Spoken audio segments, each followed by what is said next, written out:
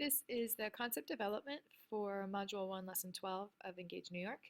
All right, so we have these three multiplication problems. 31 times 4, 3 and 1/10 times 4, and 31 hundredths times 4.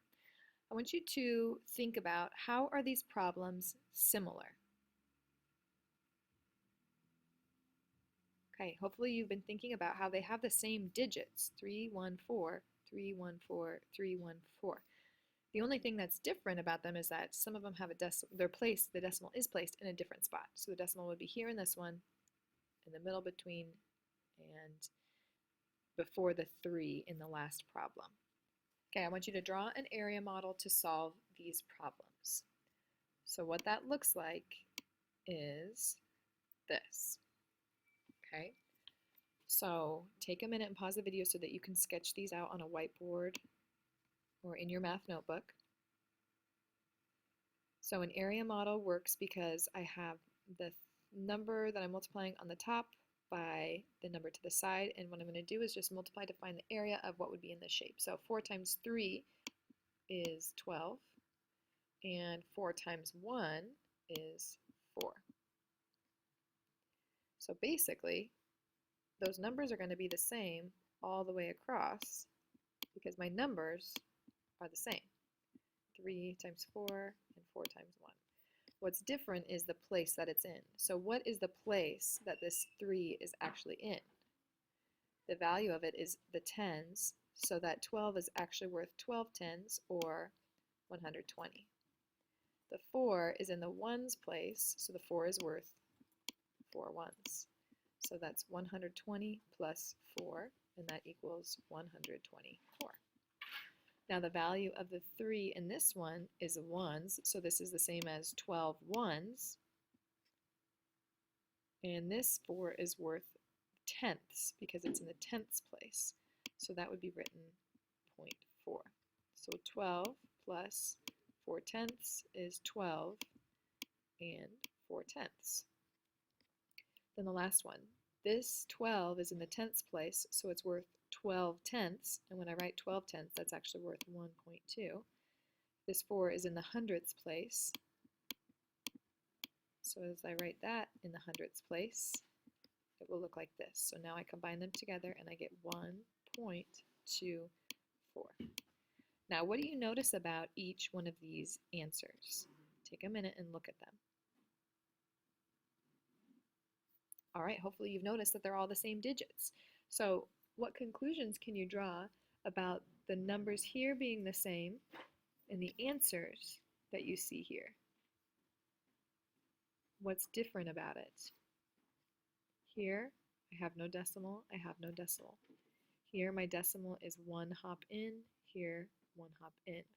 Here it is 2 digits in, here it is 2 digits in. So you can use the decimal in the problem to figure out where the decimal in the answer will go. All right, let's try another one. Okay, this problem is 5 and 1/10 times 6. So the first thing I want you to do is to change 5 and 1/10 into tenths, and the way we do that is by multiplying by 10. So 5.1 times 10 equals 51 tenths. I'm just renaming the unit. Use the standard algorithm to solve. So I would set that up 51 times 6. And when I solve 51 times 6, I'm going to get 6 times 1 is 6. 6 times 5 is 30. So that says 306. But our original problem is 5 and 1/10 times 6. So what would be a reasonable answer, knowing that the digits are going to be exactly the same? So 306. Okay, your answer would end up being 30 and 6 tenths. Knowing that my decimal was here originally, it's going to be here in the answer. Okay, let's try this one. 11.4 times 4. So the first thing I want you to do is to change it into tenths by multiplying by 10. So that would make 11.4 times 10 equal 114 tenths. Use the standard algorithm to solve. So you solve this out before I do. Okay, 4 times 4 equals 16. 4 times 1 is 4, plus 1 more is 5. 4 times 1 is 4. So 456 is what I got, but what is my actual answer going to be? Knowing the digits are going to be the same, 4, 5, and 6, but where would my decimal be? Right there, 45 and 6/10. Okay. This one, 7.8 times 3, I want you to do that same thing. So change 7.8 into tenths by multiplying by 10. You do that now. So that should be 78 tenths, and we're going to use the standard algorithm to solve it. So I want you to think about this time. This number is 78 tenths. That's what I changed it into. I'm multiplying it by 3. So my answer is going to be in tenths. So 3 times 8 equals 24. And my 4 goes down here. 2 goes up here. 3 times 7 is 21. Plus 2 more is 23. So my answer is 234 tenths. Now when I write 234 tenths in standard form instead of in unit form, it will be 23.4. So that's another strategy you can use. So your answer would be 23 and 4 tenths. All right, with this problem, think about the same thing that we were just doing. 3 and 12 hundredths times 4. So rename this unit into its smallest place first. So our smallest place would be this one. So it becomes 312 hundredths. Now I'm going to do 312 hundredths times 4, and my answer will be in hundredths because I'm multiplying it by hundreds. So we'll do the standard algorithm. 4 times 2 is 8, 4 times 1 is 4, 4 times 3 is 12. So my answer is already in the place, 1,248 hundredths. Here's where we can use the estimating to figure out where our decimal place should go. So what I can do is round my decimal number, and I'm going to look at this, 3 and 12 hundredths. 3 as a whole number is pretty close. 3 and 12 hundredths is pretty close to 3. And 3 times 4, oops, that looks like a plus sign, but it's a times, equals 12. So I need to look at my answer that I got. Oh, I need to rewrite my answer, it got erased. If my rounded answer is pretty close to about 12, then I know that I need to place my decimal here between the 2 and the 4 for my final answer, because 12.48 is pretty close to 12 ones. So that can also tell me how I can place my decimal. Let's try this again with this problem, 3 and 22 hundredths times 5. So think about renaming the unit and also using estimation to help you solve this. Okay, so if we estimate this number, 3.22 is about 3. It's a little bit bigger than 3. And multiplying it times 5. So I know my answer needs to be somewhere around 15, give or take. So I'm going to rename it into hundredths. So that equals 322 hundredths. Then I can use the standard algorithm to solve. 322 hundredths times 5 is going to equal something in hundredths. So 5 times 2, let's solve it out. 10, 5 times 2 is 10, plus 1 more is 11. 15 plus 1 more is 16. So when I estimated it earlier, my number was pretty close to 15 ones. So where would my decimal need to go in order to make this answer pretty close to my estimated number?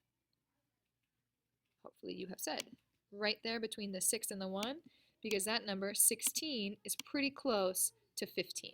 So 16 and 1/10 or 10 hundredths is your answer. All right, let's do another practice. 3 and 42 hundredths times 6. We could estimate it first. So 4 is still less than 5, the halfway, the midpoint. So that would still round to be about 3 times 6. And that's pretty close to 18. So I know that my answer is going to be somewhere around there. So let's rename this decimal, 3 and 42 hundredths, to its smallest place, which would be 342 hundredths. We're multiplying it by 6, so my answer is going to be in hundredths, because I'm multiplying by hundreds. 2 times 6 is 12. Carry my 1. 24 plus 1 more is 25. 18 plus 2 more is 20. So my answer, 2052 hundredths. My estimated is about 18, so I know I'm going to need to place my decimal there because 20 is pretty close to 18. But if I placed it in a different spot, like for instance, if I placed it here instead, then 2 is not close to 18. That doesn't make sense. Or if I placed it here between the 5 and the 2, that doesn't make sense either, because then it would be 205. That's way bigger than 18, so that doesn't make sense. Okay, I've already done this one out for you. 733 thousandths times 4, so we're going to do that same thing again. 733 thousandths, that's pretty close to what whole number? Remember, 7 is bigger than the midpoint of 5, so this is close to 1 whole. 1 whole times 4 is about 4, so I know my answer is going to be somewhere close to 4. So let's use the standard algorithm. 4 times 3 is 12. 4 times 3 is 12, plus 1 more is 13. 4 times 7 is 28, plus 1 more makes 29. All right, so in this one, I have 2,932 thousandths, but I know that my answer needs to be close to 4 because that's what, when I estimated, that's what it was going to be. So where would my decimal need to go? Here, here, here, here, or here to make it the closest to 4. And it needs to go right here because 2.9 is pretty close to 3, which is pretty close to 4. So my answer is 2,932 thousandths. And you might be thinking, well, that's a lot less than 4. Well, that's because this isn't quite 1, right? So when we rounded up, we knew that this answer was going to be larger than what I actually get when I multiply. Okay, let's try one more, and then you're going to do one on your own. So I have it set up for you already. 10 and 733 thousandths times 4. Change this into its smallest unit, so that's thousandths because this is my thousandths place. It's the smallest one I have. And I get this gigantic number, 10,733 times 4. So let's solve it out after I estimate. So 10.733 is pretty close to 11 times 4. And 11 times 4 is 44. So let's see what we get. 4 times 3 is 12. 3 times 4 is 12 plus 1 more makes 13. 7 times 4 is 28, plus 1 more makes 29. 4 times 0 is 0, plus 2 is 2. And 4 times 1 is 4. So where would my decimal go to make this closest to 44? It would need to go right here. So 42.932. And if we look back at this one, look at my answer, 2.932. 42.932, because look at what I'm multiplying, 10.733, 7.33. So we learned earlier that if the digits are the same in the problem, the digits will be the same in the answer. The only thing that's changed is that I've added this 1 in the tens place. So that made me have 42. Okay, you try this one. Pause the video while you work it out. Okay, if you're feeling stuck, I have the answer for you. Okay, when I multiplied this, I got 22.932 because I estimated 5.7 is pretty close to 6 times 4 equals 24. So I knew I needed to place the decimal here between the two in order for me to get a number that was pretty close to 24. If I put it here, that would be 2. That's way too small. If I put it here, it would be 229. That's gigantic, way bigger than 24, so that doesn't work. All right, go ahead and take the exit ticket, and if you get all of them right on the exit ticket, then you are ready to move on to your problem set.